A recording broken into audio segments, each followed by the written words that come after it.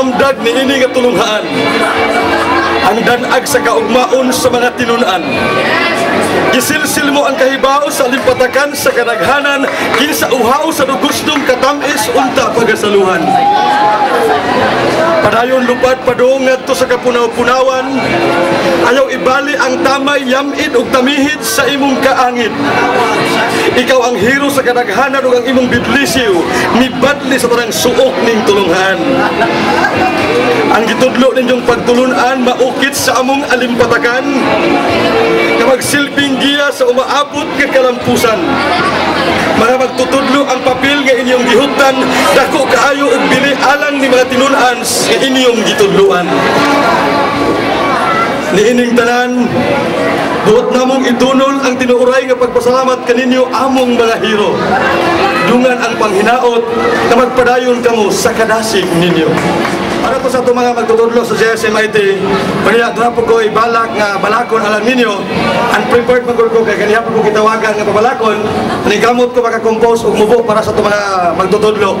Pero akong balakon, ang balak na naguluhan, kung ang palad na magsudya, akos kigamay ang imong background, maestro. Walay gana kay mularawan ang imong katahong. Dili na halos pagkatulog kay ala ikaw sa mga damgo. Apan ang gibalos kapag kiyasan kay gitaligdan mo ako. Kay nung kumag ang panahon day adunay kausaban, apik ko kang adlaw day musaop ug unya musubang. Ingon mo day usab niini ang gugma daling mahikalimot, mga saad ug panumpa gihabulan sa imong kawaon. Gusto na ako mahanaw ni nagpungutan kalibutan. Aron mawagtang ang kasakit na kumiduning kalamhan. Kung dito niya sa ibabaw sa mamingaon kung lugnanan, ituaw ang pagbahay ng nahitong pawak sa kaalautan. Katamis palandungon ni atong panaguban.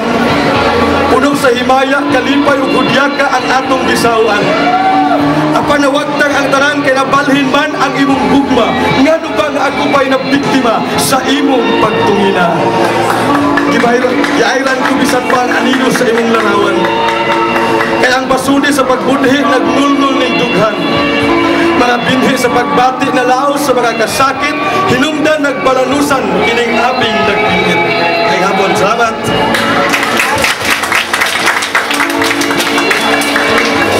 Video.